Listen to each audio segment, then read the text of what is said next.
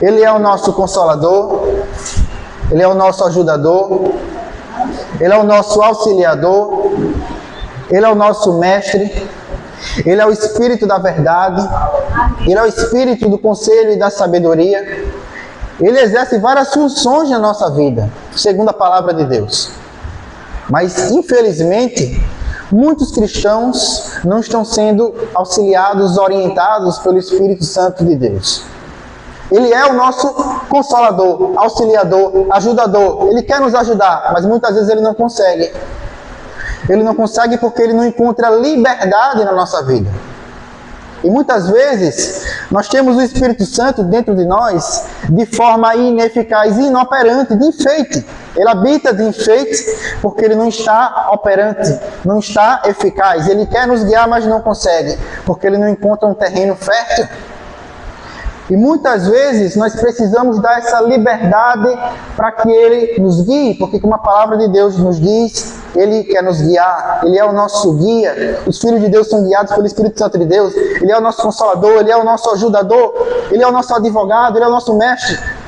Mas muitas vezes Ele não consegue nos orientar, porque talvez nós estamos distraídos demais, ocupados demais, como Marta. Marta estava ocupada demais servindo e não teve tempo nenhum para desfrutar da presença de Jesus. Talvez a gente está ocupado demais, distraído demais, por isso o Espírito Santo está inoperante e ineficaz na nossa vida e não consegue nos usar como instrumentos para produzir frutos. Porque Ele é o nosso guia, Ele quer nos guiar. Mas será que nós estamos dando liberdade para que Ele de fato nos guie? É verdade que o Espírito Santo ele não vai colocar uma coleira no nosso pescoço e sair nos arrastando? Porque Ele nos guia da mesma forma que um pastor guia as suas ovelhas. As ovelhas seguem o pastor voluntariamente, sem coleira nenhuma no pescoço. O Espírito Santo de Deus não vai nos obrigar, não vai nos arrastar, não vai nos sair nos puxando por aí. Mas Ele quer encontrar um terreno fértil para que Ele tenha liberdade na nossa vida e Ele consiga ser o nosso auxiliador, o nosso ajudador, o nosso mestre, o nosso expositor, o nosso recordador. Nós precisamos da liberdade para o Espírito Santo de Deus. E para isso, nós precisamos de duas coisas. A primeira é fé, a segunda é a fome.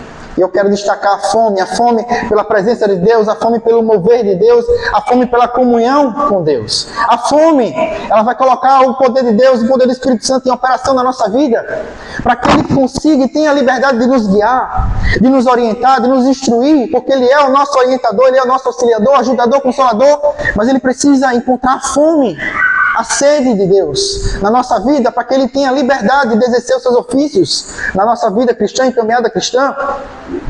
E eu quero citar um exemplo de alguns personagens bíblicos que tiveram fome. O primeiro deles, a mulher com fluxo de sangue. Ela teve uma fome tão grande pela unção que estava em Jesus, que ela foi curada de uma doença que era impossível ser curada, que era o fluxo de sangue. Fluxo de sangue significa que o útero dela não funcionava normalmente.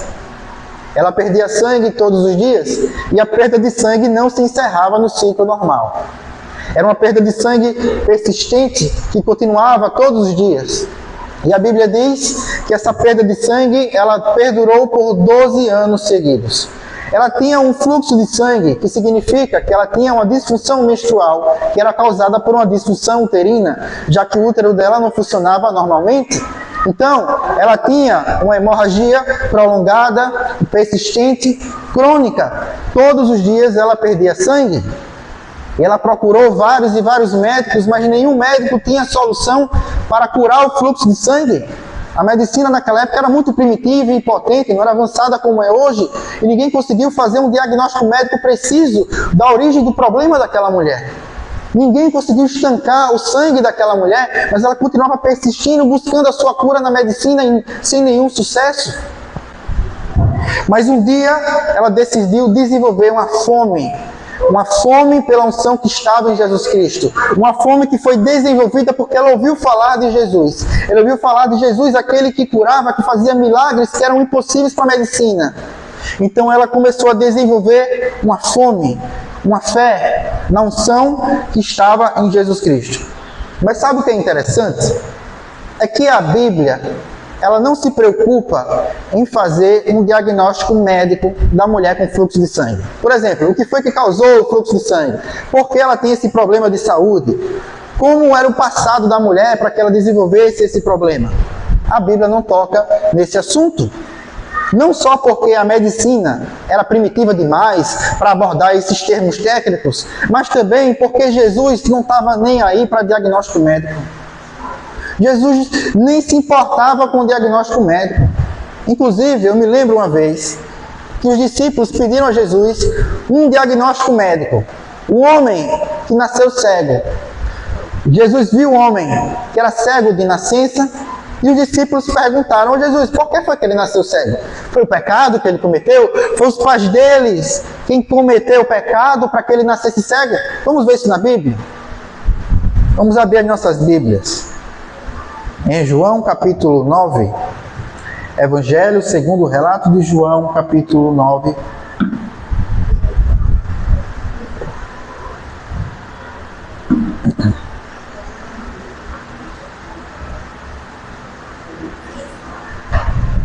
João capítulo 9, versículo 1, está escrito: "Caminhando Jesus, viu um homem cego de nascença.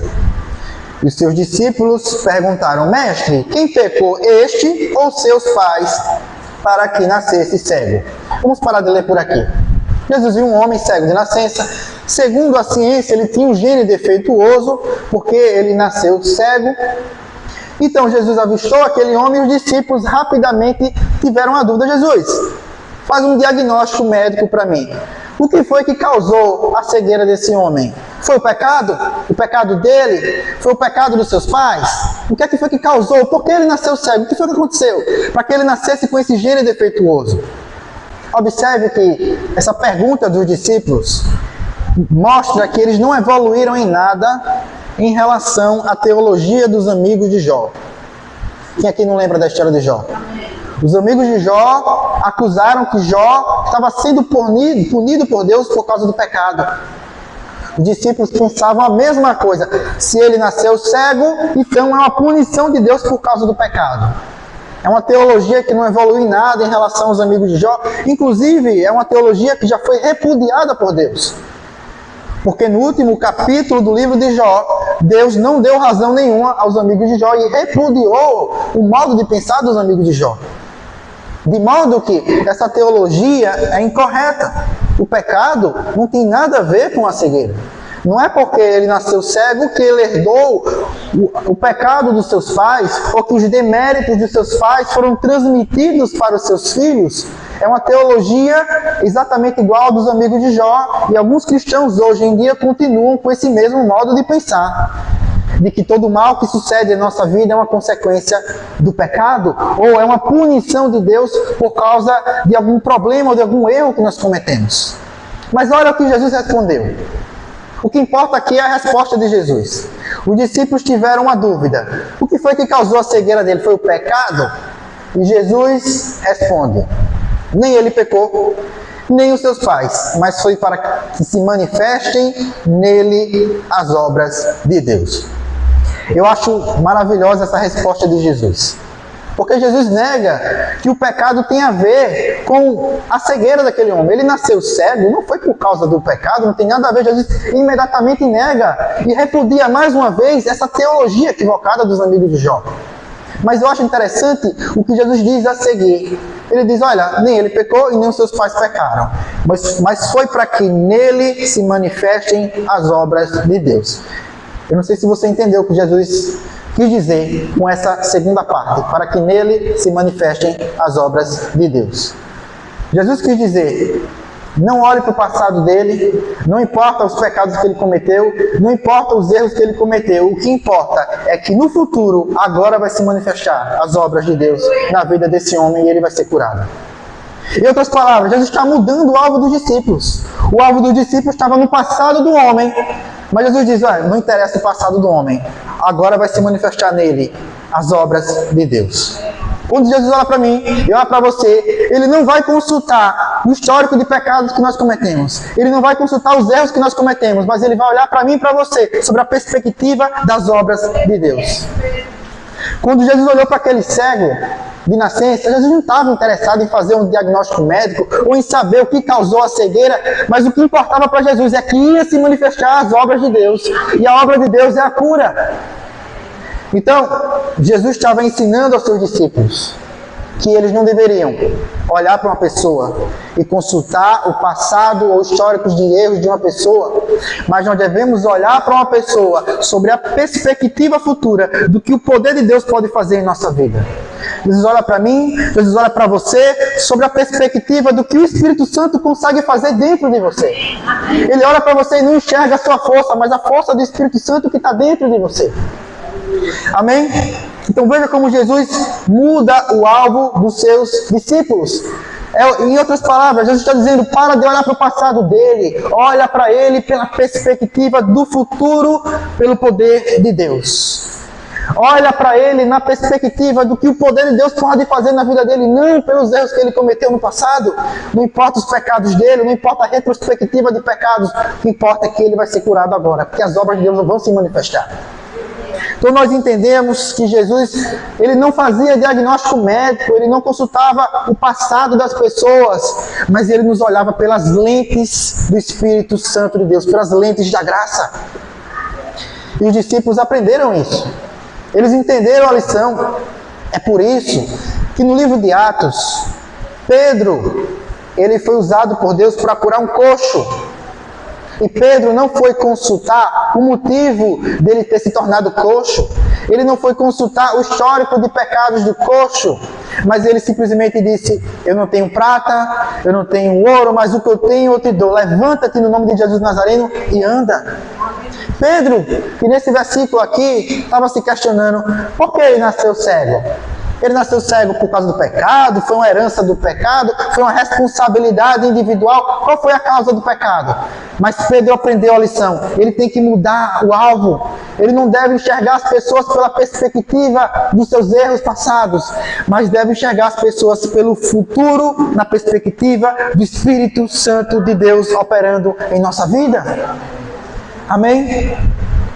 Então, Jesus, ele não escolhe pessoas que são perfeitas, ele não escolhe pessoas que nunca erraram, ele não consulta o histórico de pecados de ninguém, mas ele escolhe pessoas que têm fome. A fome de Deus faz com que nós atraiamos o poder de Deus na nossa vida. É por isso que Jesus disse, vinde a mim, todos os que estão cansados e sobrecarregados, e eu vos aliviarei. Ele não disse, vinde a mim os que são perfeitos, vinde a mim os que são merecedores. Ele não disse, vinde a mim todos os que nunca pecaram. Ele disse, vinde a mim todos os que estão cansados e sobrecarregados. É um convite que é feito a todas as pessoas que se sentem cansadas e sobrecarregadas. É um convite para mim, é um convite para você. Não é um convite para pessoas perfeitas, não é um convite para pessoas que nunca erraram, mas é um convite para mim e para você, pessoas que buscam um descanso autêntico em Cristo. E Jesus diz, vinde a mim. Ele não disse, vinde a uma religião. Ele não nos chama para uma religião. Ele disse, vinde a mim. Vinde a uma comunhão comigo, um relacionamento pessoal comigo. Ele nos chama para ter comunhão com Ele. E somente pelo Espírito Santo de Deus nós conseguimos ter comunhão com o Senhor Jesus. Amém? Então, observe que a Bíblia, ela não detalha o diagnóstico médico. A Bíblia não está interessada em falar sobre o passado ou os erros que as pessoas cometeram, mas ela está interessada em mostrar o que o poder de Deus pode fazer na sua vida. Não importa os erros que você cometeu, o que importa é o que o Espírito Santo consegue fazer através de você e em você. É isso que importa para Jesus. E foi esse alvo que Jesus corrigiu dos seus discípulos em relação ao cego de nascença. É interessante que a mulher com fluxo de sangue, ela tinha problemas em diversas áreas da sua vida. Por exemplo, na área espiritual, já que era uma mulher impura, com fluxo de sangue, segundo a lei cerimonial, era impura. Portanto, ela não poderia congregar, nem frequentar o templo, nem cultuar o Senhor nas sinagogas. era excluída das sinagogas e do templo devido à sua condição constante de impureza. Então ela tinha limitações na área espiritual. Ela tinha limitações na área familiar. Devido ao fluxo de sangue, ela não poderia ter marido nem ter filhos. Para um homem judeu que ia querer uma mulher com fluxo de sangue, uma mulher impura, segundo a lei cerimonial. Então, uma mulher que não poderia constituir uma família, ela tinha limitações na área familiar, ela tinha limitações na área espiritual, obviamente, tinha limitações na saúde, porque ela tinha um problema de saúde chamado fluxo de sangue, que era uma perda persistente de sangue. Ela tinha também limitações na área financeira. Segundo a Bíblia, ela perdeu todo o seu dinheiro. Ela gastou todo o seu dinheiro procurando médicos. Ela literalmente empobreceu. Ela tinha limitações também na área financeira.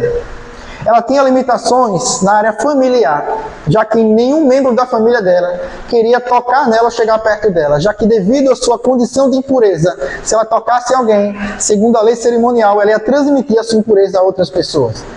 Era uma mulher que tinha limitações em tantas áreas: financeira, espiritual, familiar, na sua saúde, na sua área emocional, já que era rejeitada pela sociedade, vivia excluída e não tinha uma vida normal como as outras mulheres. Mas sabe que ela nunca decidiu culpar a Deus? Sabe que ela nunca decidiu reclamar da sua condição? Sabe que ela nunca entrou em depressão? Sabe o que ela fez? Ela desenvolveu uma fome pelo poder de cura que estava em Cristo. Nunca culpou a Deus, nunca ficou amuada, nunca reclamou, mas ela simplesmente desenvolveu uma fome tão intensa e tão forte que ela ignorou todas as limitações que ela tinha em diversas áreas de sua vida. Uma mulher que poderia ter simplesmente desistido da sua vida, uma mulher que tinha muitos motivos para entrar em depressão, ela simplesmente escolheu desenvolver uma fome pelo poder que estava em Cristo. E sabe de uma coisa? Se você entrar na presença de Jesus com fome, você não volta de mãos vazias. A Bíblia diz, ele prepara uma mesa. No Salmo 23, mesa é um banquete, ele prepara um banquete. Você não sai de mãos vazias se você entrar na presença de Deus com fome. Se você entrar na presença de Deus com sede, você vai sair com sua sede saciada, porque ele faz o cálice transbordar. A mulher com fluxo de sangue entrou na presença de Jesus, tocou na hora das suas vestes, e Deus saciou a fome daquela mulher. Ninguém sai de mãos vazias ao entrar na presença de Deus com fome. É a fome pelo mover de Deus, pela comunhão com o Espírito, que vai colocar o poder de Deus em movimento e vai dar liberdade para que Ele seja o nosso auxiliador, orientador, o nosso mestre. Muitas vezes nós temos o Espírito Santo de enfeite, de decoração dentro de nós. Ele deve ser o nosso guia, mas não consegue nos guiar. Ele tem que ser o nosso ajudador, mas não consegue nos ajudar. Mas ele tem que contar um terreno fértil, com liberdade, com fome e com sede. Deus, ele tem recursos inesgotáveis. E quem entra na presença de Deus não sai de mãos vazias. Amém? Vamos ver outra personagem bíblico que também teve fome de Deus. Vamos abrir as nossas Bíblias em Lucas capítulo 10, versículo 38.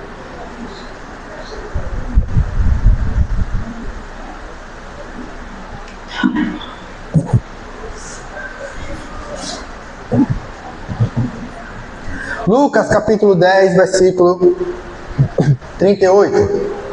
Está escrito: indo eles de caminho, entrou Jesus no povoado. Certa mulher chamada Marta hospedou-o na sua casa. Tinha ela uma irmã chamada Maria, e esta quedava-se assentada aos pés do Senhor, e ouvia-lhe os ensinamentos. Marta agitava-se de um lado para o outro, ocupada em muitos serviços. Então se aproximou de Jesus e disse: Senhor, não te importas que minha irmã tenha deixado que eu fique a servir sozinha? Ordena-lhe, pois, que venha ajudar-me. Respondeu o Senhor: Marta, Marta, andas inquieta e te preocupas com muitas coisas. Entretanto, pouco é necessário, ou mesmo uma só coisa. Maria, pois, escolheu a boa parte, e esta não lhe será tirada. Então nós vemos nessa história duas mulheres que moravam na mesma casa, eram duas irmãs, Marta e Maria, e essas duas mulheres tinham personalidades totalmente opostas. Maria era mais receptiva, Marta era mais ativa e agitada, e essas duas mulheres, ao receber Jesus na sua casa, elas tiveram comportamentos diferentes. Maria ficou aos pés de Jesus, recebendo a sua ministração, ao passo que Marta ficou agitada e ocupada nos afazeres domésticos. Então a gente percebe que Marta é igual ao cristão de hoje em dia, que fica tão ocupado, mas tão ocupado, que não tem tempo de ter um devocional com Deus. Imagina a situação, Jesus entra na sua casa, a presença física de Jesus está na sua casa, e Marta não teve nem um segundo de tempo para ter comunhão com Jesus. Marta estava muito ocupada, muito distraída, muito agitada, não teve nem um segundo de tempo para ter comunhão com Jesus. E é por isso que Jesus disse, Maria escolheu a boa parte. Porque Maria ficou aos pés de Jesus, recebendo da sua ministração, recebendo da palavra. Então, observe que o erro de Marta é muito parecido com os cristãos de hoje em dia, que estão ocupados demais para orar, ocupados demais para ter um devocional com Deus, estão distraídos demais com as coisas desse mundo. São cristãos que não estão escolhendo a boa parte, ou a melhor parte, que é a presença, que é a comunhão com Deus. Perceba que Maria, ela teve uma fome tão intensa pela presença de Deus, que ela ficou quedada aos seus pés. Jesus disse, essa é a boa parte. O alvo das nossas vidas não é ficar distraído com as coisas do mundo, mas é estar aos pés do Senhor Jesus. Marta, ela estava ocupada, fazendo coisas que são até lícitas, preparando uma boa gastronomia, arrumando a casa, arrumando a mesa. Ela não fez nenhuma maldade, são coisas que são lícitas, mas ela não escolheu a boa parte. É interessante que Jesus, ele não está rejeitando o serviço de Marta. Não é isso. Jesus não está desencorajando o zelo de servir de Marta. Também não é isso. Jesus, ele está lembrando, Marta, eu vou receber o seu serviço de forma agradecida, mas você está se esquecendo da melhor parte, do verdadeiro alvo das nossas vidas. Não adianta de absolutamente nada servir, mesmo que seja na igreja, se nós não tivermos tempo de devocional com Deus. Mas sabe o que é interessante? O mais interessante de tudo isso é que Marta é o extremo de uma mulher ativa que serve, mas que não tem tempo para ter comunhão com Deus. Maria é outro extremo da mulher que fica aos pés de Jesus, mas também não serviu em absolutamente nada. Uma coisa que pouca gente percebe é que Maria também errou. Como que Maria errou? Deixa eu te mostrar como foi que Maria errou. Imagina a seguinte situação. Imagina que todo mundo aqui é Maria. Maria é uma mulher que fica aos pés de Jesus e não serve em absolutamente nada. Quem é que vai servir? Se todo mundo fosse Maria, quem é que ia servir? Ninguém, porque Maria não serviu nesses versículos. Maria estava ocupada demais para servir aos pés de Jesus. Maria também errou. Mas Jesus, ele não aponta os erros de Maria, ele apontou apenas os erros de Marta. Por quê? Jesus, ele ficou pouco tempo fisicamente aqui na Terra, 3 anos e meio, tempo muito curto. Então, cada momento que a gente pudesse passar na presença de Jesus é precioso e não seria tirado. Por isso que Jesus não corrigiu Maria, porque ele sabia que ia passar pouco tempo aqui na Terra. Não estamos mais no ministério de Jesus, estamos no ministério do Espírito. Não é um ministério que dura 3 anos e meio, é um ministério que tem durado milhares e milhares de anos. Portanto, se nós formos Maria hoje em dia, nós estamos errados. Se nós somos Maria, quem é que vai servir? Maria não serve. E Marta também não tem tempo para ter devocional, ela só serve. Uma não serve e a outra só serve. São mulheres totalmente antagônicas e opostas. Portanto, devemos buscar um equilíbrio entre Marta e Maria. Não devemos buscar nem a quietude inativa de Maria e nem a agitação de Marta. Mas devemos ter o equilíbrio entre as duas, para que a gente possa desenvolver o serviço cristão correto. Amém? Que a Bíblia destaca a importância de servir, e Marta e Maria não servia. Amém? Então, observe que a boa parte que Jesus está falando é a fome. A boa parte é a fome de estar aos pés do Senhor, a fome de entrar na presença de Deus. Essa é a boa parte. Esse é o verdadeiro alvo das nossas vidas. É a fome que vai ativar o poder de Deus, o poder do Espírito que está dentro de nós. A mulher com fluxo de sangue, ela teve que tocar na hora das vestes de Jesus, porque só Jesus tinha o Espírito Santo. Mas hoje, ele já está tocando em nós, porque ele habita dentro de nós. Então o que nós precisamos fazer é colocar o Espírito em movimento, com a fome, porque se nós entrarmos na presença de Deus com fome, a gente não sai de mãos vazias. Ele prepara uma mesa, ele prepara um banquete, mas nós não saímos de mãos vazias. Vamos ver outro personagem bíblico que teve uma fome tão forte, tão intensa por Deus. Vamos abrir nossas Bíblias em Lucas capítulo 19.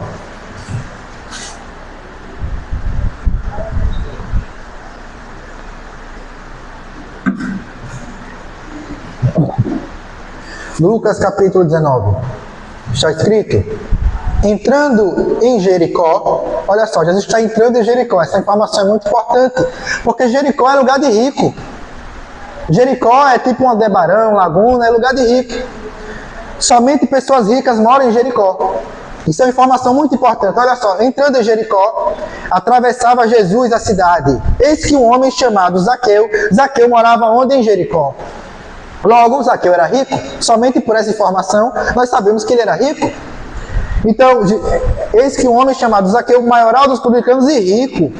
Exatamente, ele era rico porque ele morava em Jericó. Somente pessoas ricas moravam em Jericó na época de Jesus. Zaqueu, ele era maioral dos publicanos, que hoje seria um chefe, um diretor da Receita Federal. Ele era um arrendatário da Receita Federal daquela época. Ele tinha um cargo de influência. Ele era famoso e conhecido naquela época devido ao seu cargo e à sua importância dentro do Império Romano. Ele tinha um cargo extremamente importante. Ele tinha uma casa luxuosa. Ele morava em Jericó, na casa dos sonhos. Ele tinha um emprego dos sonhos. Ele tinha tudo o que as pessoas classificam como sucesso e prosperidade. Mas olha só, ele morava em Jericó, ele era maioral dos publicanos e rico, mas ele procurava ver quem era Jesus. Mas não podia por causa da multidão, por ser ele de pequena estatura. Então, correndo adiante, subiu a um sicômoro, a fim de vê-lo, porque por ali havia de passar. É interessante destacar que ele correu e subiu no sicômoro, ou numa figueira brava. Ele correu e subiu. Ele era um homem importante, famoso, influente, tinha um cargo dos sonhos, rico, mas agiu como criança. Correu e subiu numa árvore. Ele agiu como criança porque ele tinha fome pela presença de Jesus. Ele tinha uma fome tão forte que mesmo ele sendo um homem tão importante, ele agiu como criança só para ver Jesus Cristo. E olha só o que aconteceu. Ele correu, subiu no sicômoro a fim de vê-lo, porque ali havia de passar. Quando Jesus chegou àquele lugar, olhando para cima, disse-lhe: Zaqueu, desce depressa, porque me convém ficar hoje na tua casa. Ele desceu com toda a pressa e o recebeu com alegria. Você percebeu o que aconteceu? Um homem rico, famoso, influente, tinha um cargo dos sonhos, a casa dos sonhos, morava no lugar dos sonhos, mas ele tinha uma fome por Jesus tão intensa que ele agiu como criança. Ele correu, subiu uma árvore.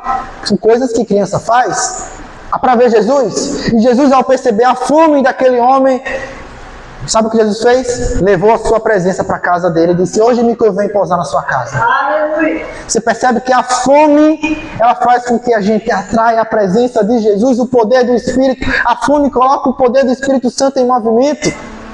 A fome de Zaqueu fez com que Jesus levasse sua presença para sua casa. A fome de Maria fez com que Jesus dissesse: essa é a boa parte. A fome da mulher com fluxo de sangue fez com que ela fosse curada em todas as áreas da vida dela.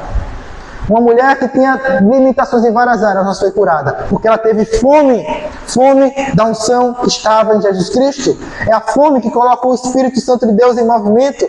É a fome que nós vamos ativar os ofícios de Espírito, de auxiliador, de ajudador. É a fome que vai dar liberdade para que o Espírito Santo nos oriente, nos instrua e nos guie. Vamos ver na Bíblia alguns ofícios que o Espírito Santo exerce em nossa vida. Vamos abrir nossas Bíblias em João capítulo 14, versículo 26.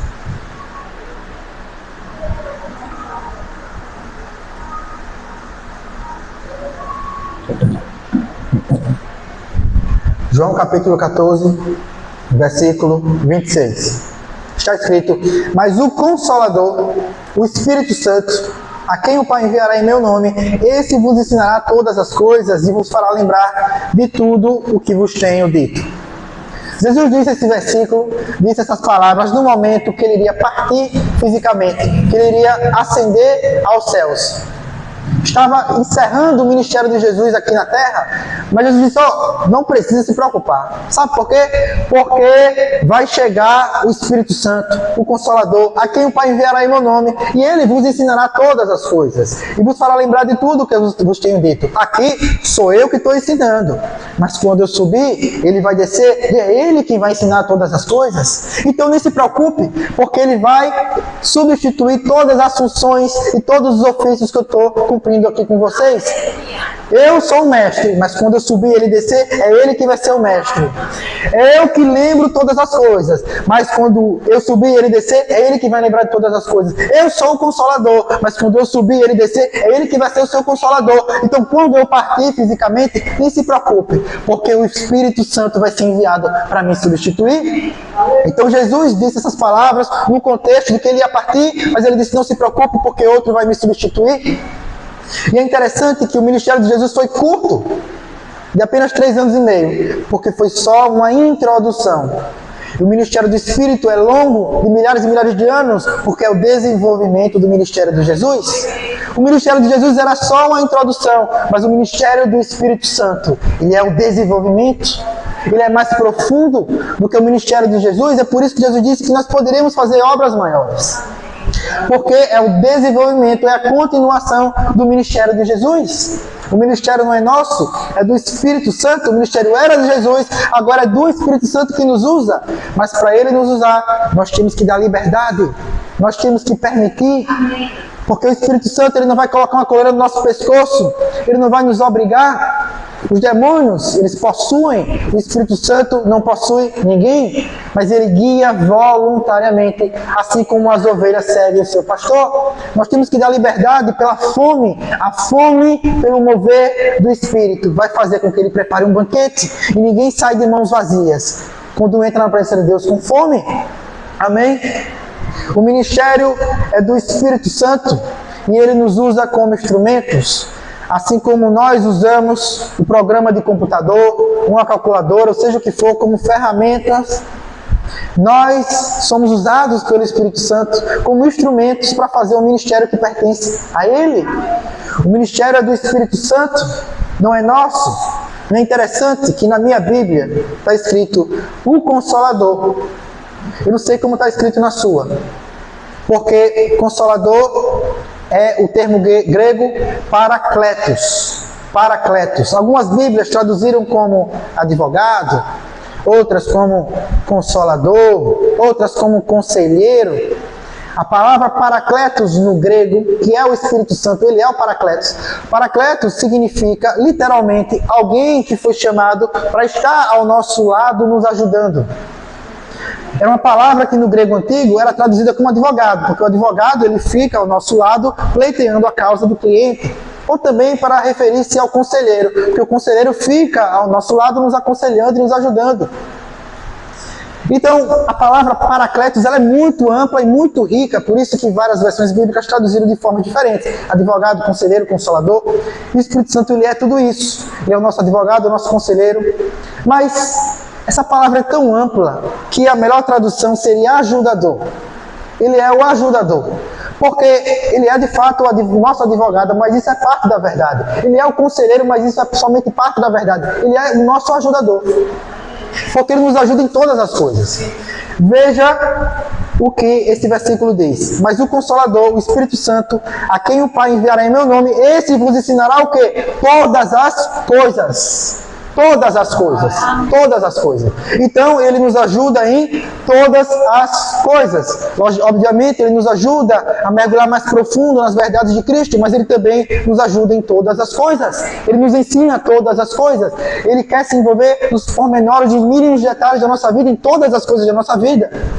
Porque a palavra parakletos ela é muito ampla e muito rica e envolve qualquer aspecto de ajuda.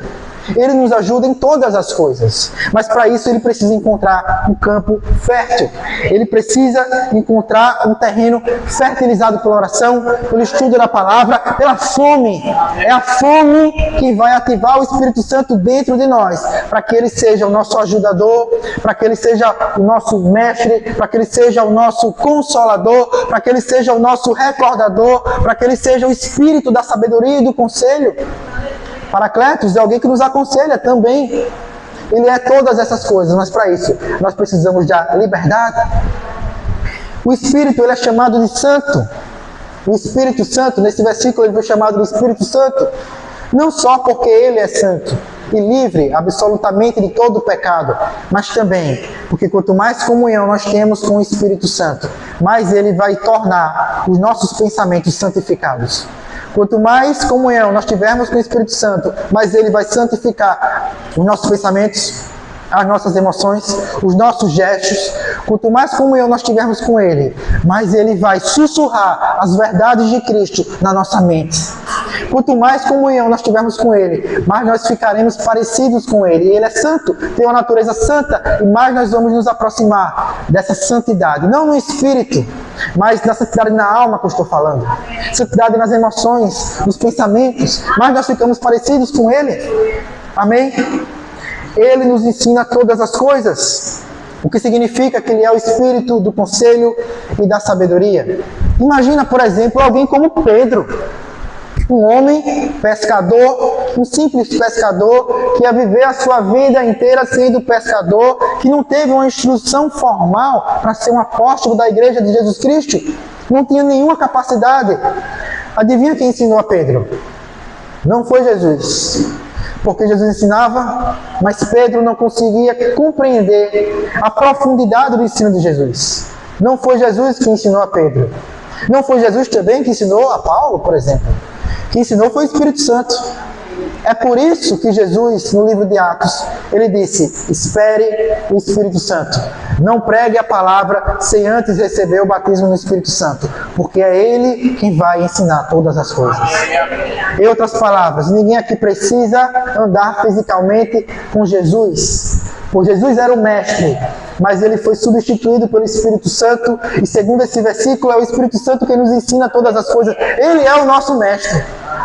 É o Espírito Santo que nos capacita e que nos ensina todas as coisas. Eu não sei o que você precisa aprender, mas eu sei que o Espírito Santo ele te ensina tudo o que você precisa, todas as coisas. Ele ensina os mínimos detalhes que você precisa para cumprir todo o propósito, todo o chamado que Deus tem para a sua vida. Jesus ele conhece a nossa ignorância e a nossa fragilidade de memória. É por isso que Jesus ele diz nesse versículo: não se preocupe com isso, porque o Consolador ele vai descer e ele vai ensinar todas as coisas. E não só isso, olha o que diz a segunda parte desse versículo. Diz que ele vai também lembrar de tudo o que eu vos tenho dito. Ele não só é o mestre especial que nos instrui, que nos orienta, que nos ensina, mas ele também é o nosso recordador. Ele nos faz lembrar das verdades de Cristo. Amém? E para isso, a gente precisa dar a ele um terreno fértil, liberdade, para que ele cumpra cada um desses ofícios. O ofício de advogado, o ofício de orientador, o ofício de auxiliador, o ofício de paracletos, o ofício de mestre, de recordador, de expositor, de espírito da verdade e da sabedoria. Porque se nós não dermos liberdade para ele, se nós não tivermos fome, ele vai ficar dentro de nós de decoração e de enfeite, e nós vamos viver o resto das nossas vidas com o Espírito Santo de enfeite. Amém? Não podemos deixar o Espírito Santo inoperante. Temos que dar liberdade a ele. Vamos encerrar por aqui. Senhor, muito obrigado pela tua palavra. Nós entendemos que o Espírito Santo ele quer nos guiar, mas para isso nós temos que dar um terreno fértil. E é para isso que nós nos comprometemos a fertilizar esse terreno com oração, com busca da palavra, com meditação e com a fome. Porque nós cremos que Deus ele vai saciar a nossa fome, preparando o banquete. Ele vai saciar a nossa sede, fazendo o nosso cálice transbordar, porque os recursos de Deus são inesgotáveis. Deus é uma fonte inesgotável. E ele vai saciar a nossa fome. Nós cremos nisso no nome de Jesus. Amém. Amém.